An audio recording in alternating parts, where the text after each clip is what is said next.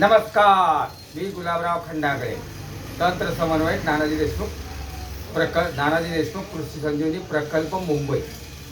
आणि या प्रकल्पाअंतर्गत संभाजीनगर जिल्ह्यावरती शून्य मशागत तंत्रज्ञानाचं काम बघू आणि अनेक लोकांना कृषी बाबत सल्ला देतो. आज जागतिक मृदा दिन. हा जागतिक मृदा दिन 5 डिसेंबर 2014 पासून जगाच्या पाठीवर सुरुवात करण्यात आली की जागतिक मृदा दिन.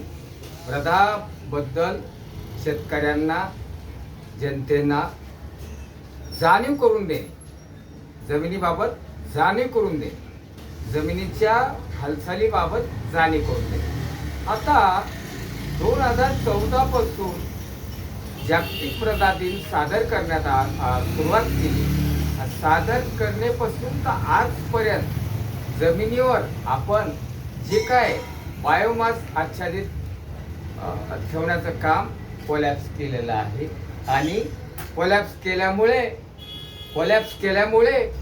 आपण एक जमिनीला हरपून बसलेलो आहे. आणि जमीन टिकवण्याकरता काय करावं लागेल, जमिनीचा पोत टिकवण्याकरता काय करावं लागेल. जमिनीचा पोत टिकवण्यासाठी आपल्याला जमिनीची खोल नांगरट थांबावं लागेल. ती खोल मशागत करायची नाही आपण.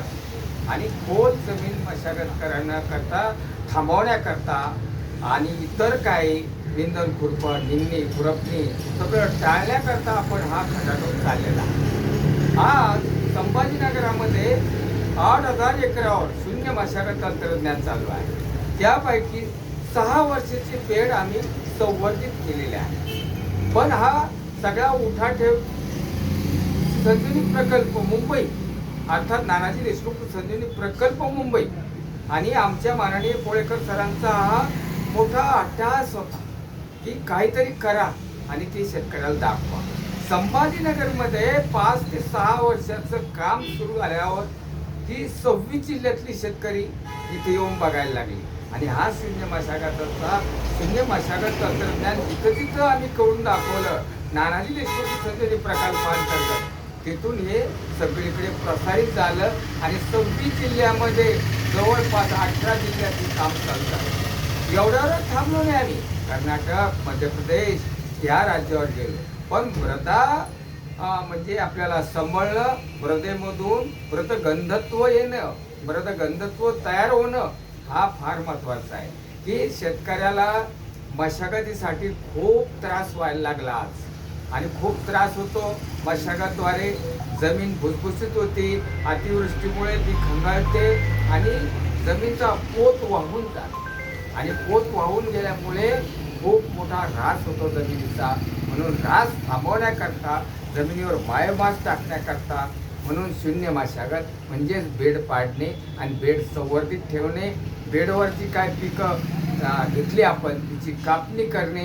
खोडं मुळं आणि खोडामुळांचा बाजार, हा मुळांचा बाजार आपल्या जमिनीमध्ये ठेवायचा. मग मुळं असतील ती गवताची, मुळं असतील ती पिकांची, मुळं असेल ती इतरांची पिकांची. म्हणजे सगळा मुळांचा बाजार हा जमिनीमध्ये कुजण्यासाठी ठेवायचा. कुजण्यापासून गंध तयार होतो आणि गंधापासून मृत थांबते आणि जी खंगळण्याची पट्टे ते बंद होतात आणि एक कॉम्पॅक्ट सॉईल होते.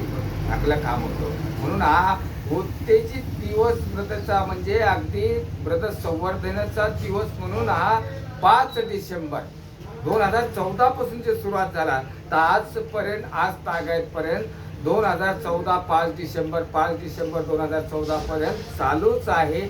आणि हा शेतकऱ्याला हातात घेतलेला का बेड तारी त्याला कोण मारेल.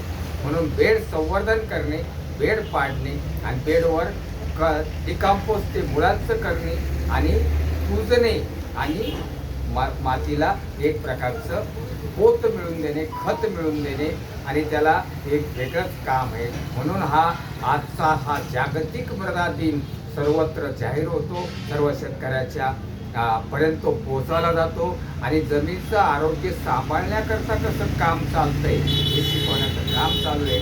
जमीन सांभाळा, पुढच्या पिढीला चांगलं द्या. धन्यवाद. नमस्कार.